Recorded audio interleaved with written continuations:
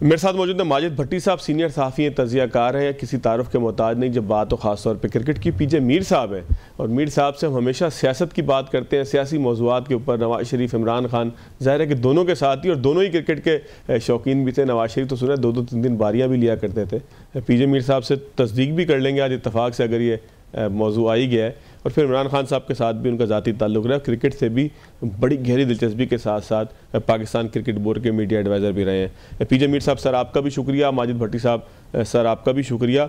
भट्टी साहब, मीर साहब, आज हम ये चाहते हैं कि जो पाकिस्तान की क्रिकेट के हवाले से बार बार ये बात आती है कि जी हम जदीद क्रिकेट से नाबल्द हैं, जदीद क्रिकेट को समझते नहीं हैं। और फिर हमने देखा कि गुज़िश्ता रोज़ हसन नवाज़ नाम का एक खिलाड़ी लिया से ताल्लुक़ रखता था, हमारे सामने आया। मुझे बड़े सख्त एतराज़ात हैं उसके पूरे उस 100 का जो इनिंग के दरमियान जो शॉट्स उसने खेली हैं, सारी चीज़ें खेली। लेकिन बहुत सारे लोग, बल्कि मैंने जब फेसबुक पे डाला तो बहुत सारे दोस्त यारों ने जिनका कोई ताल्लुक़ क्रिकेट से उस तरह से नहीं, जिस तरह माजिद भट्टी साहब या मीर साहब आपका है, वैसे क्रिकेट के शाइक हैं जिस तरह से हम हैं, उन्होंने फ़ोन करके कहा कि यार तुम ऐसी फजूल बात कर रहे हो। मॉडर्न डे क्रिकेट या जो है वो जदीद क्रिकेट का तकाजा ये है कि आप बेरहम होकर और बेखतर होकर आतिश नमरूद में कूद पड़ें और दाएं बाएं उल्टे सीधे शॉट्स खेलेंगे जैसे कल हसन नवाज साहब खेल रहे थे। भट्टी साहब, ये तमीद बांधने का मकसद ये था कि मैंने आपकी तरफ आना है, फिर मीर साहब से तबसरा उसके ऊपर लेना है। हसन नवाज का कल का जो 100 था, कल की जो इनिंग थी, उसको अगर आप मेरिट पर देखें, क्योंकि मैं मैच तो नहीं देख सका था, बाद में मैंने स्पेशली देखा कि हसन नवाज कौन आया भाई जिसने 44 बॉलों में सेंचुरी की है, तो मेरा नहीं ख्याल कि कोई एक आध शॉट के अलावा कोई एक भी ऐसा कोई क्लासिकल शॉट हो या कोई ऐसा मुतासिर कुन शॉट हो कि बंदा कहे कि यार वाह वाह। फिर मुझे याद है कि अली नकवी साहब एक हुआ करते थे जिन्होंने डेब्यू पे सेंचुरी की थी और उसके बाद उन्होंने कोई सेंचुरी नहीं की थी। फिर आज लोग शायद उनको ये पता भी ना हो कि क्रिकेटर कौन थे। तो पाकिस्तान में बहुत सारे आए, शोएब मकसूद को हम समझते थे इंजमामुल हक बनेंगे। फिर हमने देखा कि साहबजादा फरहान और खालिद लतीफ़ डोमेस्टिक में बड़े धुआंधार किस्म के छक्के मारते हैं, लेकिन जब इंटरनेशनल में आते हैं तो फिर जो है वो कुछ नहीं होता। और फिर इसको हम भट्टी साहब, मैं सवाल तवील इसलिए कर रहा हूँ कि थोड़ा सा तमीद आपके सामने बांध के आपको पूरा मौका दूँ। शाहिद आफरीदी ने 2-3 रोज़ पहले एक बयान दिया जो मुझे बिल्कुल ठीक लगा कि कौमी क्रिकेट टीम सीखने की जगह नहीं है, अंडर 14 नहीं है ये कि आप सीख कर आएँ, आप पहले से सीख कर आएँ और कौमी क्रिकेट टीम के अंदर परफॉर्मेंस दें। तो ये बयान को भी साथ लेके ज़रा समेटिएगा मामले को। असल में मसला है हमारे सिस्टम का, हमारे यहाँ कोई सिस्टम नहीं है। अभी आपने शाहिद आफरीदी का जिक्र किया, शाहिद आफरीदी 97 में as a leg spinner Mushtaq Ahmed unfit हुए, पाकिस्तान टीम में सिलेक्ट हुए। तकरीबन 3 साल पहले वसीम अकरम एक दिन कह रहे थे, हम वसीम अकरम के साथ खड़े में बात कर रहे थे, उन्होंने कह रहे कि हसन नवाज नाम का लड़का है, वो हाईली टैलेंटेड है। मसला हमारे सिस्टम का है कि हमारे यहाँ सिस्टम नहीं है। अब से थोड़ी देर पहले पाकिस्तान क्रिकेट बोर्ड के 4 अफसरान भी एक प्रेस कॉन्फ्रेंस कर रहे थे। उन्होंने एक नया टैलेंट हंट प्रोग्राम लॉन्च कर दिया जिसमें 10,000 बच्चे पार्टिसिपेट करेंगे। तो बेसिकली हमारे यहाँ सिस्टम तो है नहीं। अब हसन नवाज आए और वो जो ईडन पार्क ऑकलैंड है, मुझे इत्तेफाक से 2015 में ऑकलैंड जाने का इत्तेफाक हुआ। ऑकलैंड की बाउंड्रीज भी छोटी है, बाज़ जगह तो 40 और 45 मीटर की भी बाउंड्रीज है। इसके बावजूद जब आपको याद है 1992 के वर्ल्ड कप का सेमीफाइनल जहां इंजमाम ने इनिंग खेली थी, वो भी यही था। जी, यही ग्राउंड था, बिल्कुल। तो कहने का मकसद है कि अब हसन नवाज आ गए, उन्होंने सेंचुरी बना दी, पहले 2 मैचेस में वो 0 पर आउट हुए। अब हमारे सिस्टम में देखना ये कि हसन नवाज को हम किस तरह पॉलिश करते हैं। अब हमारे सिस्टम का जो सबसे बड़ा इस वक्त मसला है कि हमारे पास तो मुस्तकिल हेड कोच भी नहीं है। कि सुनने में आ रहा है कि आकिब जावेद इस सीरीज के बाद वो पाकिस्तान क्रिकेट बोर्ड की नेशनल क्रिकेट एकेडमी में आ जाएंगे। तो हसन नवाज जो इस तरह के बेताज है, हमारे पास टैलेंटेड प्लेयर हैं। बेसिकली हमारे सिस्टम की खराबी है। बहुत सारा टैलेंट इस तरह आपने शोएब मकसूद का जिक्र किया, बिल्कुल। उनको लोग कहते थे कि एक और मुल्तान से इंजमामुल हक निकला, लेकिन वो फिर अचानक मंजर से गायब हो गए, अब यूट्यूब पर अपना प्रोग्राम कर रहे हैं। तो मेरा ख्याल में हसन नवाज या दूसरे यंगस्टर्स को हमने मौका तो दे दिया है, लेकिन खुदा न खास्ता पाकिस्तान टीम अगर मजीद मैचेस हारती है तो क्या फिर हम इन यंगस्टर्स को लंबा रन दे सकेंगे? क्योंकि हमारे यहाँ जब मीडिया का प्रेशर पड़ता है, फॉर्मर क्रिकेटर्स जब तनकीद करते हैं, तो फिर क्रिकेट बोर्ड भी एकदम यू टर्न लेता है। तो मेरे ख्याल में इस तरह के टैलेंटेड प्लेयर हमारे सिस्टम में मौजूद है। कल फवाद नेशनल T20 में गालिबन फैसलाबाद में साहबजादा फरहान ने 162 या 165 रन बनाए, वो भी एक नेशनल रिकॉर्ड बना। तो रिकॉर्ड तो हमारे यहाँ बनते रहते हैं, परफॉर्मेंसेस भी होती हैं, लेकिन कंसिस्टेंसी जो हमारे ना सिस्टम में नजर आ रही है ना प्लेयर्स में नजर आ रही है, उसमें बेहतरी लाने की जरूरत है। ठीक हो गया मीर साहब, मैंने जानबूझ के कसदन जो है वो आपको तबसरे के लिए रखा था ताकि मैं थोड़ा सा माजिद भट्टी साहब से तमहीद का आगाज़ कर लूँ। अगर कोई गुस्ताखी हुई तो वो माफ़ कीजिएगा। मीर साहब, मसला यही था कि जो मैं सुनना चाहता था जनाब माजिद भट्टी साहब के उससे कि कौमी क्रिकेट टीम को हमने जो है वो कुछ तजर्बा का बना लिया है, यानी कि आप एक खिलाड़ी को लेकर आएँ, उसको न्यूजीलैंड भेज दें जिसको जो है वो शॉर्ट पिच गेंद ना समझ में आ रही हो, जिसकी अगर आप शॉट्स देखें सेंचुरी मारने के बावजूद तो उसमें वो आपको क्लास नज़र ना आया, उसका सारा टैलेंट आप उसको कौमी टीम के एक जो है वो जाल में उतार के फंसा के तड़पा के जो है वो आप उसको तबाह बर्बाद कर दें। तो ये सिस्टम चल गए तो चांद तक वरना शाम तक वाला जो क्रिकेटर्स का मामला है, ये आप समझते हैं कि तबाही का सबब ही है? भट्टी साहब ने बात की है ना, वो कोर हुई है। कोर इशू है कि हमारे अंदर कंसिस्टेंसी कोई नहीं है। हम कहते हैं कि हमें कोई थ्रिल करने के लिए आ जाए, थ्रिल चलता है 1 मैच 2 मैच 3 मैच ले लो, लेकिन इसके अंदर थ्रिल जो होती है, हमें हर परफॉर्मेंस को एक कंसिस्टेंट परफॉर्मेंस देखनी है। अब आप इस लड़के की बात कर रहे हैं, चलो अच्छा है कर दिया इसने, but I would like to see कि क्या ये इसकी कंटिन्यूटी रहेगी या नहीं रहेगी। अभी जो शॉट्स वो खेला है, क्या और जो दूसरे बॉलर्स हैं, आई एम श्योर कि बाकी टीमों के भी जो एनालिस्ट हैं वो इस लड़के को देख लिया होगा कि इसकी स्ट्रेंथ क्या है, इसकी वीकनेस क्या है, और आगे आप अकॉर्डिंगली वो इसको ट्रीट करेंगे। तो द क्वेश्चन इज कि हमने हमारा जो सबसे बड़ा फॉल्ट लाइन है, एक जमाने में मैं आपको बताता हूँ, मैं आपको फेज में लेके चलता हूँ। सबसे पहले आप कह लो जब पाकिस्तान टीम नई नई आई तो उसके अंदर वो पुराने ऑल इंडिया क्रिकेटर्स और फिर जो पाकिस्तान में बने वो खेलते रहे। फिर आपकी एक 70s के अंदर खेप आई जो कि कॉलेजेस एंड यूनिवर्सिटी से निकले, और फिर उसके बाद मैं बड़े फख्र से कहता हूँ कराची में एक होते थे, आई एम श्योर बड़ी साहब ही knows him very well, Sirajul Islam Fari साहब होते थे, रजा होते थे, ये one of the architects of Karachi cricket, Karachi cricket association. वहाँ इलाई साहब, अमीर इलाई साहब होते थे, all India right arm leg spinner, वो लोगों को बताते थे। तो कराची स्टेडियम के अंदर बड़े बताने वाले लोगों, आजकल आपका एक ट्रेंड बन गया जो कि इंटरनेशनल क्रिकेट के उसमें है, आपके कोचेज आ गए, ये सारे फ्लाइंग कोचेज हैं। और बिल्कुल सही बात, जब आप इस लेवल पे पहुंचते हो, आप नर्सरी में नहीं हो, ये फाइनल आपका वो है, आपका राउंड। और इसके अंदर जो भी आप सिलेक्ट करके लेके आएगा, पहले तो उसको अपना होम परफॉर्मेंस उसकी चेक करनी है ना, कि उसकी क्या परफॉर्मेंस है, कि ये कि उस लड़के कैसे सिलेक्ट किए हुए। तो ये एक बड़ा मिक्सचर है। हमने लोकल और क्लब क्रिकेट का बड़ा गर्क कर दिया। और ये क्या वजह है मुझे बताओ? कराची के अंदर सीमेंट के ऊपर, रड़े के ऊपर खेलते हुए लड़के पाकिस्तान खेल गए हैं। ये लाहौर के अंदर भी इस तरह ही हुआ, पिंडी के अंदर भी इस तरह ही हुआ, पेशावर के अंदर भी हुआ, कोयटा तो बिल्कुल नॉन एग्जिस्टेंट रहा है।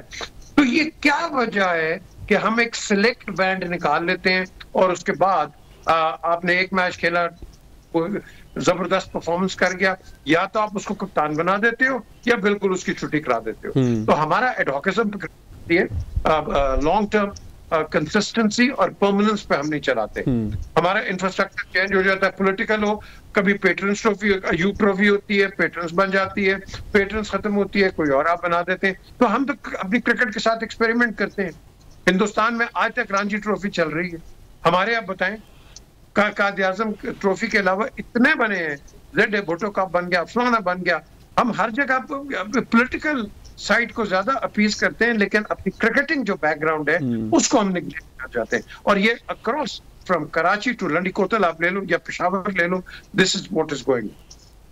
ठीक हो गया मीर साहब, एक ब्रेक लेते हैं। ब्रेक के बाद 2-3 बड़े अहम सवालात आपने उठाए। कंसिस्टेंसी का एक मामला था, तो क्या पाकिस्तान अब कोई प्लान ऐसा कर सकता है कि कंसिस्टेंट जो है वो परफॉर्म कर सके, जिस तरह से हम ऑस्ट्रेलिया से तवक्का रखते हैं कि जब उसकी टीम में जो भी बंदा आएगा वो परफॉर्म करेगा। इवन अब न्यूजीलैंड बहुत अच्छी टीम हो चुकी है, तो दुनिया के अंदर क्रिकेट तब्दील हो रही है, लेकिन पाकिस्तान में अब भी सूरत हाल वहीं के वहीं है कि हम खिलाड़ी लेके आते हैं, उसकी परफॉर्मेंस को कौमी टीम में चेक करते हैं और उसके बाद फैसला करते हैं उसको आगे चलना है कि नहीं चलना। फिर भट्टी साहब, आपसे एक बड़ा अहम सवाल मैं यहाँ छोड़ कर जा रहा हूँ कि यहाँ सिंध में ख़ास तौर पर कराची से और बाकी सिंध के दीगर शहरों से एक आवाज़ उठती है कि सिंध के साथ ज़्यादती हो रही है, पंजाब और KPK से सारे खिलाड़ी जो है वो सिलेक्ट हो रहे हैं।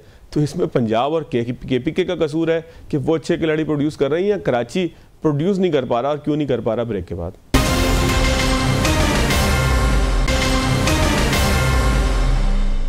ब्रेक के बाद खुशामदीद। भट्टी साहब, आपके पास एक सवाल छोड़ के गया था, फिर PJ मीर साहब से उसके ऊपर जो है वो ख़त्म भी करवाना है। भट्टी साहब, कराची से टैलेंट क्यों नहीं आता? कंसिस्टेंसी की बात तो ज़ाहिर है कि आपसे तफसील से मैंने पूछनी है, इसके साथ ही कनेक्ट कर दीजिएगा कि हम ऑस्ट्रेलिया की तरह या दीगर जो बड़ी टीमें, अब तो इंडिया भी कंसिस्टेंट परफॉर्मेंस कर रही है, बैट्समैन निकले जा रहे हैं, उनके पास बैट्समैन की एक लाइन है। एक तवील अरसा हो गया कि इंडिया की टीम को आप ये नहीं कह सकते कि आप उनको बआसानी हरा देंगे। तो कराची से खिलाड़ी सिलेक्ट क्यों नहीं होते? फिर वज़ीर मौसूफ जो सिंध के हैं, उन्होंने भी बयान दिया कि मैं अपनी टीम बना लूँगा, अपना क्रिकेट बोर्ड बना लूँगा। पता नहीं उनके जहन में क्या था। तो इस तरह के बयानात वो देते हैं, कोई निकलता है नहीं खिलाड़ी यहाँ से। मतलब मैं अब खिलाड़ियों के नाम लेके हौसला शिकनी नहीं करना चाह रहा कि, लेकिन वो जिस तरह का प्रोडक्ट था, क्या वो ऐसा था कि वो कौमी टीम में सिर्फ डोमिसाइल की बुनियाद पर रहता? देखिए फवाद भाई, आप भी कराची में रहते हैं, मैं भी कराची में रहता हूँ। आपने अभी PJ मीर साहब ने सिराजुल इस्लाम बुखारी साहब का नाम लिया, रज़ाउल्लाह खान मरहूम, उनका बड़ा कंट्रीब्यूशन था अंदरूनी सिंध में जो टैलेंट आता था। इवन सिकंदर बख्श मुझे बताते हैं कि मैं कराची की टीम में सिलेक्ट नहीं हुआ, लेकिन साईं रज़ाउल्लाह ने मुझे फिर सिंध की टीम में सिलेक्ट कर लिया था। फिर बासित अली के भाई थे मरहूम वाजिद भाई, वो बड़े जबरदस्त क्रिकेट ऑर्गेनाइजर थे, अच्छे भाई, और बहुत सारे कराची में जबरदस्त लोग थे जो जिनके पास खुद खाने पीने के लिए नहीं होता था, वो क्रिकेट के लिए, क्रिकेटर्स के लिए हर वक्त तन मन धन एक करने के लिए तैयार होते थे। फिर कराची जैसे शहर में ग्राउंड नहीं है। और अब सिंध की अगर हम बात करें तो मुझे याद है कि जो हमारे कराची के करीब एक शहर है ठट्टा, वहां पर एक इंटरनेशनल मेयार का स्टेडियम बनाया गया। बल्कि अगर मैं गलत नहीं कह रहा तो फजलुल्लाह पेचेओ जो इस वक्त जो हेल्थ मिनिस्टर है, उनके शौहर वो डिप्टी कमिश्नर थे ठट्टा के, उन्होंने बनाया, वो खंडर बन गया। नियाज स्टेडियम हैदराबाद में कई बार उसकी शक्लें तब्दील हुई, वहां शादियां हो रही हैं, हेलीकॉप्टर उतर रहे हैं, ग्राउंड नहीं है। यही हाल सक्कर का है। पिछले दिनों मुझे आगा जावेद साहब, एक पुराने सक्कर के क्रिकेटर हैं, वो कह रहे हैं कि उन्होंने सक्कर में कुछ ग्राउंड बनाने की और नए टैलेंट को लाने की कोशिश की है। तो बेसिकली हमारे सिंध का मसला ये है कि सिंध की जितनी क्रिकेट है कराची तक है।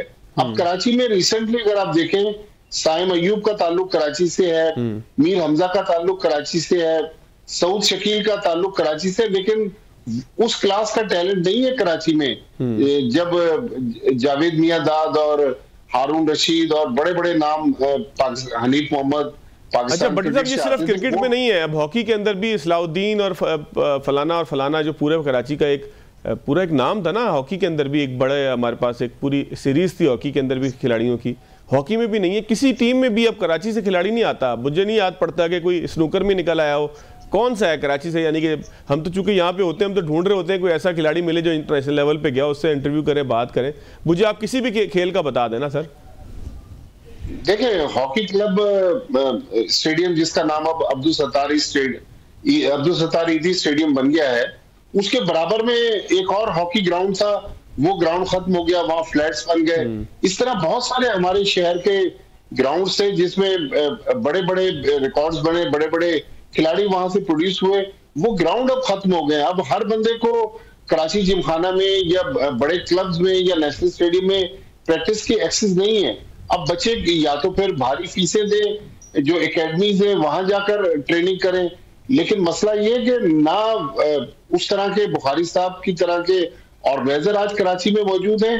फिर जो लड़के खेलना चाहते हैं, एक आध लड़का को ऊपर उभर के आ जाता है। हमारे पास ग्राउंड नहीं है। आरिफ हबीब साहब ने नया नाजमाबाद में एक जबरदस्त ग्राउंड बनाया है, लेकिन मसला ये है कि शहर में ग्राउंड की इतनी किल्लत है फिर हमारे यहाँ क्लब का जो एक रुझान होता था माजी में, वो कराची में क्लब क्रिकेट भी ना होने के बराबर है। कुछ क्लब क्रिकेट होती है और कुछ सिर्फ अखबारात और खबरों की हद तक महदूद है, लेकिन कराची में टैलेंट इसलिए भी सामने नहीं आ रहा कि ग्राउंड भी नहीं है और क्लब क्रिकेट जो हो रही है उसमें क्वालिटी भी हमें नजर नहीं आ रही।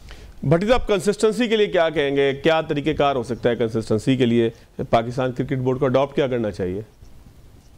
देखिए, पाकिस्तान क्रिकेट बोर्ड ने, जिस तरह मैं बता रहा था थोड़ी देर पहले, chief operating officer Sumair Syed साहब एक प्रेस कॉन्फ्रेंस में कह रहे थे कि एक नया टैलेंट हंट प्रोग्राम लॉन्च करने जा रहे हैं जिसमें 10,000 प्लेयर्स हिस्सा लेंगे।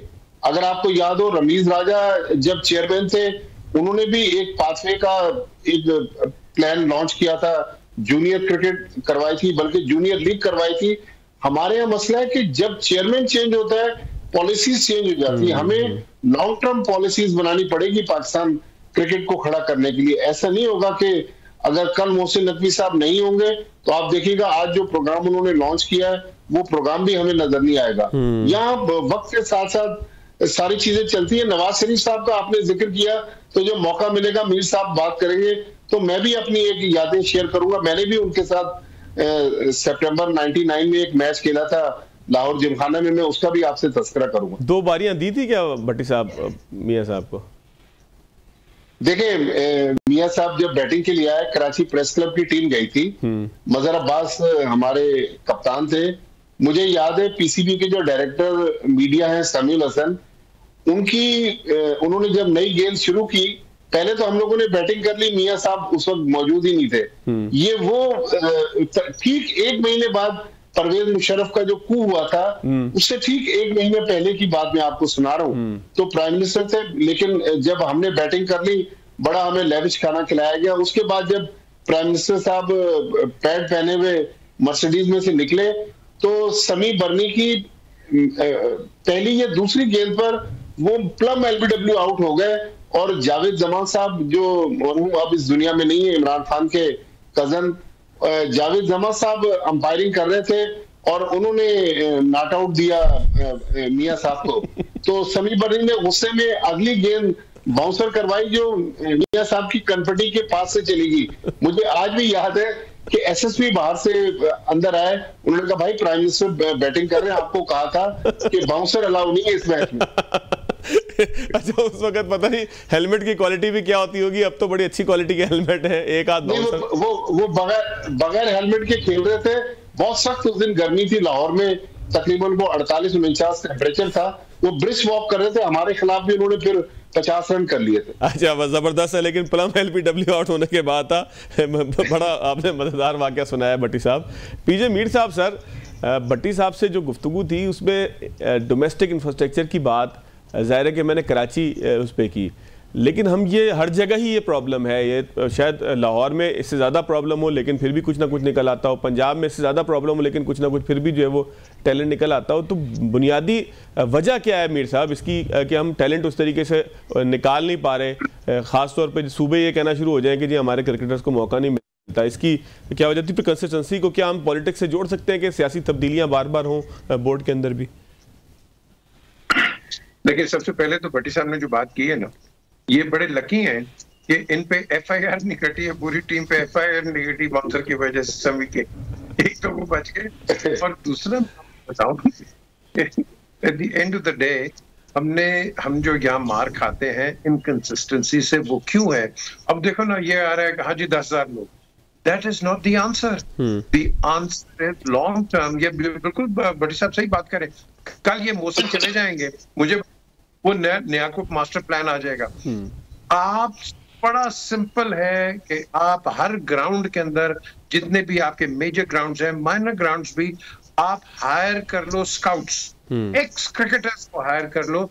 ये स्काउट्स टैलेंट हंट करते हैं अपने अपने एनवायरनमेंट के अंदर, फिर ये सिलेक्ट करके आपके जो नेशनल सिलेक्टर हैं ये उनके पास चले जाएं, या रीजनल सिलेक्टर्स हैं उनको दें जाके। ये क्या करना, 10,000 हमने कर दिए, दिस इज ऑल गिमिक्री। ये इस तरह भी नहीं होता।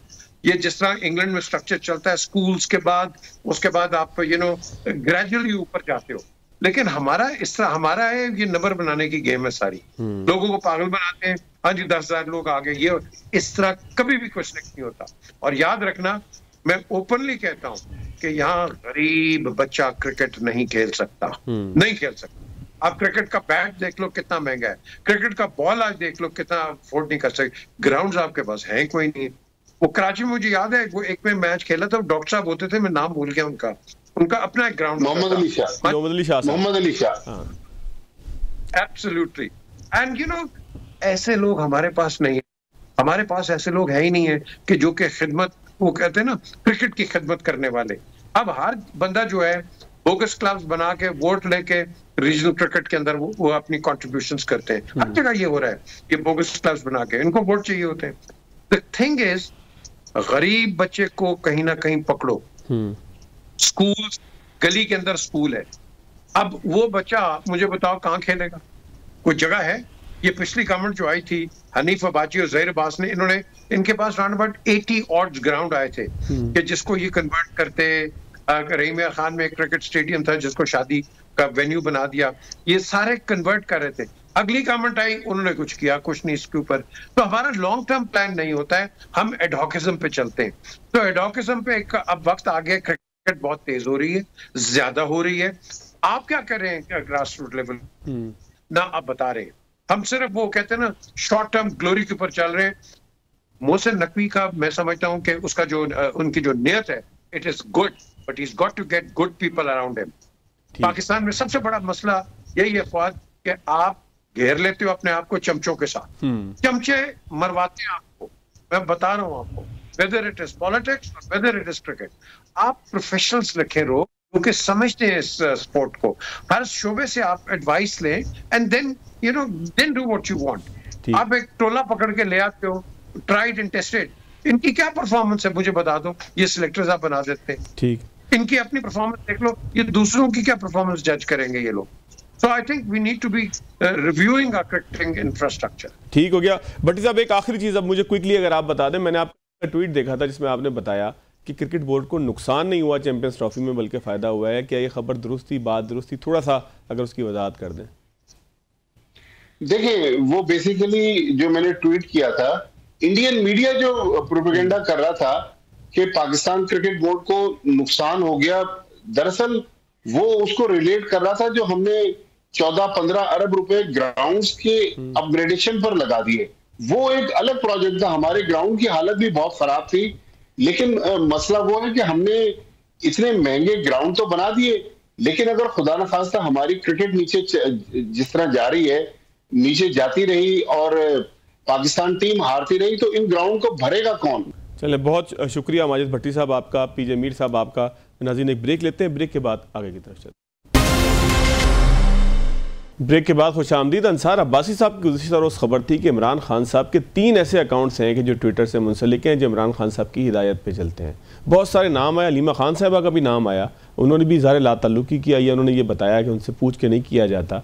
लेकिन सूरत हाल ये है कि FIA इस वक्त तहकीकात कर रही है, जॉइंट इन्वेस्टिगेशन तहकीकात कर रही है कि अकाउंट ऑपरेट कैसे होते हैं, क्या रियासत मुखालिफ बयानियाँ इन्हीं अकाउंट से होता है, और पाकिस्तान तहरीक इंसाफ के ऊपर ये इल्ज़ाम क्यों आता है कि जब भी कोई अहम सानिया हो, अहम मामला हो, तो पाकिस्तान तहरीक इंसाफ से मुंसलिक अकाउंट्स बहुत सारे ऐसे ट्वीट्स करते हैं कि जो पाकिस्तान की बहादुर अफवाज पे ऐसे मौके पे तनकीद करते हैं कि जब वो दुश्मन से लड़ने के लिए नबरत आजमा होते हैं। मेरे साथ मौजूद है आरिफ शहजाद साहब, सोशल मीडिया एक्सपर्ट हैं, डेनमार्क से उन्होंने ज्वाइन किया, आपका बहुत शुक्रिया। डॉक्टर फरहान विर्क साहब मेरे साथ मौजूद हैं, सोशल मीडिया एक्सपर्ट हैं, आपका भी शुक्रिया।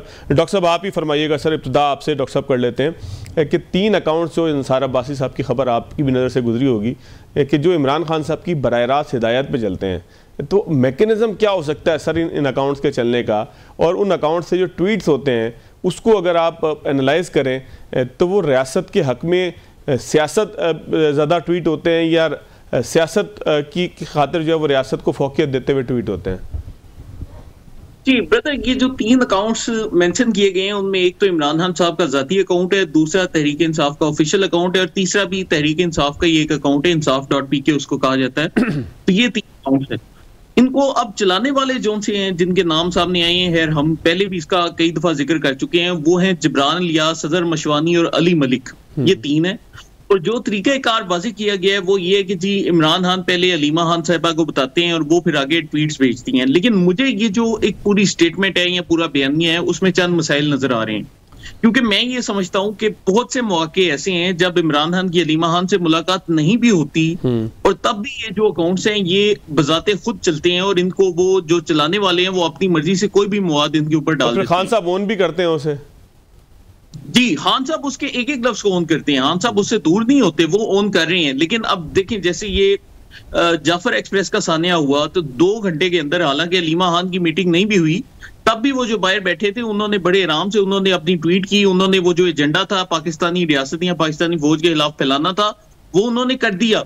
तो वो जो अकाउंट्स हैं वो बजाते खुद पाकिस्तान के लिए एक सिक्योरिटी रिस्क भी बन चुके हैं, क्योंकि वो अमेरिका में बैठा हुआ एक शख्स है और जो शख्स उसको अमेरिका में चला रहा है, मैं आपको ये भी बताऊं कि वो 2010, 2011, 2012 में अमेरिकी खुफिया एजेंसियों में काम कर चुका है। गूगल के ऊपर ऑनलाइन उसकी सीवी मौजूद है, अगर आप गूगल करें तो आपको उसकी सीवी में लिखा आएगा, क्योंकि उसने खुद मेंशन किया हुआ है। तो जो बंदा बाहर की खुफिया एजेंसियों के लिए काम कर रहा है उसको पार्टी का अकाउंट देना कहाँ की अक्लमंदी है, और ये क्या करें, ये हमारी समझ से बाहर। अच्छा, आरिफ शहजाद साहब, आप क्या कहते हैं कि जो खान साहब के ट्वीट्स हैं ये खान साहब के मामलात की, जज्बात की अक्कासी होते हैं? खान साहब कोई एक गाइडलाइन दे चुके हैं कि जिसके मुताबिक इन ट्वीट्स को किया जाता है? और फिर क्या हम ये कह सकते हैं कि इन ट्वीट्स की बुनियाद पर पूरी एक कैंपेन खड़ी होती है उन ट्वीट से गाइडलाइन लेके? क्या पूरा स्ट्रीक ये बताता है कि ऐसा कुछ है? देखिए, पहली बात तो ये है कि अब हमारे पास जो इमरान खान साहब का आफ्टर उनको जब निकाला गया उसके बाद का जो रिकॉर्ड है उसमें जो उनकी स्पीचेस हैं जब वो बाहर थे, जब वो गिरफ्तार नहीं हुए थे, तो वो हमें मौजूद हैं। तो 2-3 मेन की पॉइंट्स हैं जो उन्होंने वाजे कर दिए हैं। एक ये कि वो बड़े शदीद किस्म के एंटी स्टेट हैं पाकिस्तान की स्टेट के जो इंटरेस्ट्स हैं, और जो फिर उस पाकिस्तान आर्मी पर उन्होंने डायरेक्ट भी अटैक किए, मुख्तलिफ इंडिविजुअल्स के नाम रखे जैसे डर्टी हैरी और इस तरह की वो अल्फाज कहते रहे। तो मतलब इमरान खान साहब जो हैं उनका सारा जो व्यू है वो तो हमारे सामने है। दूसरी बात ये है कि जो 3 अकाउंट्स जिनका भी फरहान बता रहे थे जो चलाए जा रहे हैं, मैं ये कहूँगा कि ये रियासत पाकिस्तान की जो इसके कानून नाफिज करने वाले इदारे हैं, जो पाकिस्तान टेलीकम्युनिकेशन अथॉरिटी है या IT मिनिस्ट्री है या इंफॉर्मेशन मिनिस्ट्री है, ये इन सब की एक नाकामी भी है। देखिए, जब भी कोई भी ऐसा अकाउंट जो किसी शख्स के नाम, जिसे इन पर्सोनिफिकेशन कहते हैं, वो कर रहा है, या तो नीचे एडमिन लिखा हुआ आए या कुछ आए, वो तो है। अब वो मतलब उसके कई मिलियन फॉलोअर्स हैं और वो अकाउंट चल रहा है उस शख्स का जो कि कन्विक्टेड क्रिमिनल है और एक जेल में बैठा हुआ है, और वो अकाउंट चलता चला जा रहा है और रियासत उसे रुकवा नहीं सक रही। ये एक बड़ी कह ले कि नाअहली या नाकामी है। तीसरी बात जो आपने की थी कि हमारी रियासत या उसके अगेंस्ट, बिल्कुल इनका बयानिया देखें, जब इस तरह की एक सिचुएशन है, जब पाकिस्तान अपनी एग्जिस्टेंशियल थ्रेट से कह लें कि गुजर रहा है, एक बड़ी क्रूशल वार है, उसके ऊपर आप हर वो मौक़िफ़ जो पाकिस्तान की जो सिपाही लड़ रहा है, जो फौजी लड़ रहा है, उसके अगेंस्ट जाता है, उसकी जो शहादतों पे आप सेलिब्रेशन करते हैं, और खान साहब ने तो आज तक उससे इनकार नहीं किया है, ठीक है ना? तो वो उनके नाम पर ये जो गदर मचा हुआ है, हमें नहीं पता बाहर से कौन बैठ के चलाता है, कैसे चलाता है। फिर ये जब इनका दिल का चाहता है ये उनसे लातल्की भी इख्तियार कर लेते हैं। जब वो गिरफ्तार हो जाए, उनके पीछे छुपा कोई शख्स, तब ये कहते हैं ये हमारा, मतलब जब वो मौजूद हो कहते हैं जिससे हमारा ताल्लुक नहीं है, जब गिरफ्तार हो कहते हैं हमारा वर्कर भी है। तो ये एक पूरी ऑर्गेनाइज्ड इंफॉर्मेशन वार है जो पाकिस्तान के ऊपर मुसल्लत है, और इसमें अब कोई शक नहीं है कि जो भी पाकिस्तान मुख्तलिफ दुश्मन लॉबीज हैं वो इसके पीछे हैं, और ये जो PTI है वो एक टूल बनी हुई है उनके हाथ। ठीक हो गया, ठीक है। डॉक्टर साहब, जिस तरह से मैंने आरिफ शहजाद साहब से भी पूछा, थोड़ा सा आप भी अपना एनालिसिस बताइएगा कि क्या आपको ये फील हुआ कि खान साहब जो लाइन देते हैं अपने ट्वीट्स के ज़रिए, जिन 3 अकाउंट्स का तस्करा आपने भी किया, वही फिर सोशल मीडिया के बाकी अकाउंट्स जो है वो शाह से ज़्यादा शाह की वफादारी में फिर और आगे निकल जाते हैं, फिर वो ये नहीं देखते कि रियासत, सियासत इन सबको साथ साथ लेके चलना है? ये तहरीक इंसाफ में जो ये पूरा प्रोसेस होता है ये मुख्तलिफ होता है। ये ऐसे नहीं होता कि इमरान खान लाइन देते हैं और लोग इसके ऊपर चल पड़ते हैं। देखिए, बुनियादी तौर पर इमरान खान एक पॉपुलिस्ट लीडर हैं, और एक पॉपुलिस्ट लीडर वो होता है जो कि अवामी राय को ही उठाकर उसको 10 गुना बढ़ाकर अवाम के सामने रख दे। मैं आपको इसकी एक मिसाल देता हूँ कि जैसे फर्ज किया एक स्कूल है उसमें 50 बच्चे हैं और वो कहते हैं कि हमने तालीम हासिल नहीं करनी, तो अगर तो उनके सामने एक कॉमन रैशनल रखने वाला लीडर मौजूद होगा, वो उनको कहेगा क्यों नहीं आपने पढ़ना, तालीम आपके लिए बड़ा जरूरी है, आपको तालीम हासिल करनी चाहिए। लेकिन पॉपुलिस्ट लीडर होता है, अगर वो उसके सामने जाकर 50 बच्चे कहते हैं कि हमने तालीम हासिल नहीं करनी, तो वो कहेगा बेटा शाबाश, हमने यही करना है, एक तो तालीम हासिल नहीं करनी, दूसरा आपने जाकर अपने टीचरों को भी फेंटी लगानी है कि वो क्यों आपको पढ़ाते, क्योंकि पॉपुलिस्ट लीडर आपके बयानिए को 10 गुना बढ़ाता है। अब तहरीक इंसाफ में क्या होता है कि बयानिया इमरान खान साहब से नीचे लोगों में फ्लो नहीं करता, होता ये कि बयानिया सोशल मीडिया अकाउंट्स पर बनता है जो कि जाली हैं, इनमें ज्यादातर ओवरसीज बैठे हुए हैं। वो जो बयानिया है वो आहिस्ता आहिस्ता इमरान खान तक पहुंचता है, उसमें जो ट्रैक्शन गेन करता है या सोशल मीडिया से आते हैं, और खान साहब फिर उसी बयानिए को 10x करके दोबारा उन लोगों में फेंक देते हैं। तो यहाँ पर ये सिस्टम इस तरीके के ऊपर काम कर रहा होता है, यानी कि पॉपुलिस्ट लहर जो है वो खान साहब को ड्राइव कर रही है। जी, सोशल मीडिया पूरा ना सिर्फ इमरान खान साहब को बल्कि उनकी जितनी पार्टी लीडरशिप है A to Z, स्पेशली जो उनकी सेकंड ईयर लीडरशिप है, वो सोशल मीडिया से चल रही है। अब होता क्या है कि सोशल मीडिया पर एक बयानिया वायरल होता है, ये उसी बयानिए को उठाते हैं, उसको मिर्च मसाला लगाते हैं और दोबारा वहां फेंक देते हैं। तो डॉक्टर साहब इस वक्त जो पॉलिटिकल लीडरशिप है पाकिस्तान तहरीक इंसाफ की, वो इस सारी चीज से वाकिफ है, वो इसको कंट्रोल करने की कोशिश करती है, या वो चाहती है कि ये सब कुछ होता रहे, हम इससे फायदा उठाएंगे? जी, इनकी जो सोशल मीडिया की इनकी जो अपनी क़यादत है वो सारी की सारी इस वक्त सोशल मीडिया बयानिए के आगे मजबूर है। मैं बहुत से सीनियर तहरीक इंसाफ के लीडरों से मिला हूं, इनमें इनकी पार्टी के चेयरमैन भी हैं, इनकी पार्टी के वो सूबाई सदर भी हैं, बहुत से लोगों से मेरी जाती तौर पर गपशप हुई, और जो वो बातें करते हैं आपको यकीन ही नहीं आता कि वो ये जो ओवरसीज जाली अकाउंट्स स्पेशली इनके ऑपरेट हो रहे हैं, वो उनसे बाकायदा खौफजदा हैं। वो लोगों के साथ तस्वीर खिंचाने से डरते हैं, बाहर घूमने फिरने से डरते हैं कि कहीं वो ओवरसीज जो जाली अकाउंट्स है वो हमारे ऊपर लॉन्च ना हो जाए। तो काफी अजीब और गरीब किस्म की सूरत हाल है। ठीक, आरिफ शहजाद साहब, आप जो पाकिस्तान तहरीक इंसाफ की क़यादत का तर्ज अमल आम कन्वेंशनल मीडिया पे देखते हैं और फिर सोशल मीडिया के ऊपर देखते हैं, तो ये इन्फ्लुएंस्ड है इमरान खान साहब की सोच से, सोशल मीडिया के दबाव से, या आपको लगता है कि पॉलिटिक्स अलग है और सोशल मीडिया का जो गेम है सारा का सारा वो अलग है? देखिए, पहली बात तो ये है कि इस वक्त जितनी भी इनकी क़यादत है ना, ये हादसाती क़यादत है। ये वो क़यादत है जो क्राइसिस के दौरान अपॉर्चुनिस्ट हैं जो उभर कर वो सामने आ गए। जिनकी मेन क़यादत थी जब ये गवर्नमेंट में थे या उससे पहले जो PTI के पुराने लीडर्स थे वो सारे तो भाग गए थे। ये उसके बाद एक इमरजेंसी या क्राइसिस में उभर कर सामने आए हैं। अच्छा, दूसरी बात आप जो ये कह रहे हैं कि अच्छा ये अब चूंकि ये इनकी कोई ग्राउंड्स नहीं है, इनकी कोई जड़ें नहीं है, तो ये जो है वो सोशल मीडिया का जो ट्रेंड है या जो सोशल मीडिया का वो है वो उसको फॉलो करते हैं।